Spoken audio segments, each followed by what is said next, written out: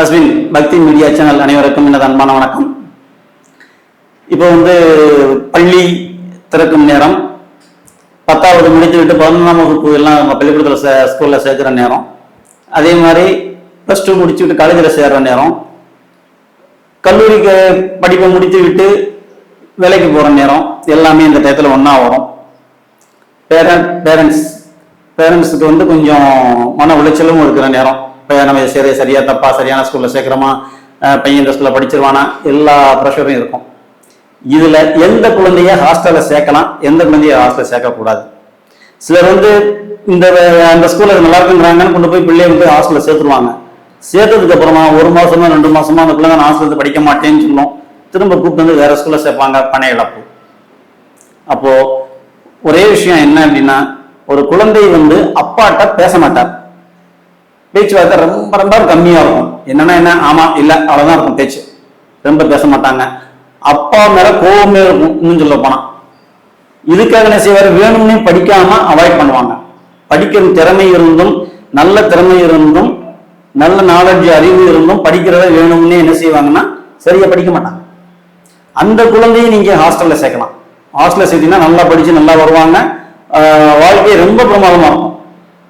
இதே இது ஒரு குழந்தை விளையாட்டுல ரொம்ப ஆர்வம் இருக்கும், நல்லா தூங்கி எந்திரிக்கல, தூங்கி எந்திரிச்சு அவங்களுக்கு பிரிஸ்கா இருக்கும், ஃபீல் பண்ணுவாங்க.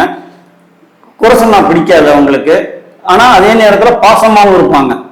இந்த குழந்தைய கொண்டு போய் நீங்க ஹாஸ்டல்ல விட்டீங்க அப்படின்னா, அந்த குழந்தை 7 மணிக்கு 8 மணிக்கே இன்னும் 10 நிமிஷம் தூங்கிக்கிறேன்னு சொல்ற ஒரு குழந்தை 4 மணிக்கு ஹாஸ்டல்ல எழுப்பி விட்டாங்கன்னா ஹாஸ்டல்ல இருந்து படிப்பாங்களா?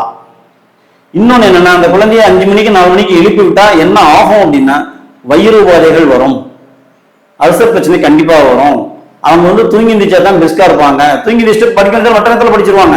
ஆனா ஹாஸ்டல் அந்த மாதிரி 7 மார்னிங் எழுப்பிற நேரத்துல அவங்களால அதுக்கடுத்து படிக்க முடியாது. ஒரு டயர்டாவே ஃபீல் பண்ணுவாங்க. இதே இன்னும் சின்ன உதாரணம் வேற மாதிரி சொன்னேன். எப்படி செய்யலாம்னா, காலையில வாக்கிங் போறேன்னு எந்திரிச்சு வாக்கிங் போவாங்க. வாக்கிங் போயிட்டு திரும்ப ஒரு தூக்கம் போட்டா தான் அவங்களுக்கு ஃப்ரெஷ்ஷாவே இருக்கும். அந்த மாதிரி நபர்களை ஹாஸ்டல்ல சேர்க்கக்கூடாது. அதுதான் இந்த மாதிரி சொல்றேன். அந்த குழந்தைகள் கொஞ்சம் 7 மணிக்கு 8 மணிக்கு எழுப்பிட்டாலே 5 நிமிஷம் தூங்கிக்கிறேன், 10 நிமிஷம் தூங்கிக்கிறேன் தூங்குற குழந்தைங்க நீங்க ஹாஸ்டல்ல சேர்த்தீங்கன்னா 5 மணிக்கு 4 மணிக்கு ஹாஸ்டல்ல எந்திரிச்சாங்க அப்படின்னா, எழுப்பிட்டாங்கன்னா அந்த குழந்தை அங்க படிக்க முடியாது. காரணம், அவங்களுக்கு வயிறு போதை வரும், தூங்கி எந்திரிச்ச ஒரு ஃபீலிங்கே இருக்காது, திரும்ப எப்படா தூங்குறது ஒரு ஃபீலிங் தான் இருக்கும். காலைல எந்திரிச்சா அந்த தூங்கின ஒரு எண்ணமே இருக்காது, தூங்குற ஃபீலிங்கே இருக்காது. அப்ப அவங்களுக்கு படிக்க விருப்பம் இருக்காது. அப்ப அந்த பள்ளியை நான் விட்டு நான் வெளியே வர்றேன், எனக்கு வேற ஸ்கூல்ல சேர்த்துருங்கன்னு சொல்லுவாங்க.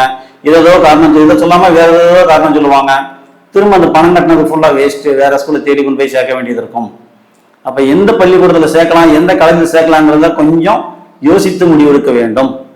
டக்குனு எல்லாரும் சேர்க்கிறாங்கன்னு நம்ம கொண்டு போய் சேர்க்கக்கூடாது. நம்ம குழந்தைய பத்தி நம்ம தெரிஞ்சுக்கணும், தெரிஞ்சுட்டு கொண்டு போய் சேர்க்கணும். நம்ம பேரண்ட்ஸ் ஒரு ஆர்வத்தில் தான் சேர்க்கணும், நல்லா வரணும்னு நினைச்சா சேர்க்கணும், குறை சொல்ல முடியாது. ஆனா நம்ம குழந்தைக்கு ஒத்துக்குமா, ஹாஸ்டல்ல சேர்க்கலாமா, அதை கொஞ்சம் யோசிச்சுக்கணும்.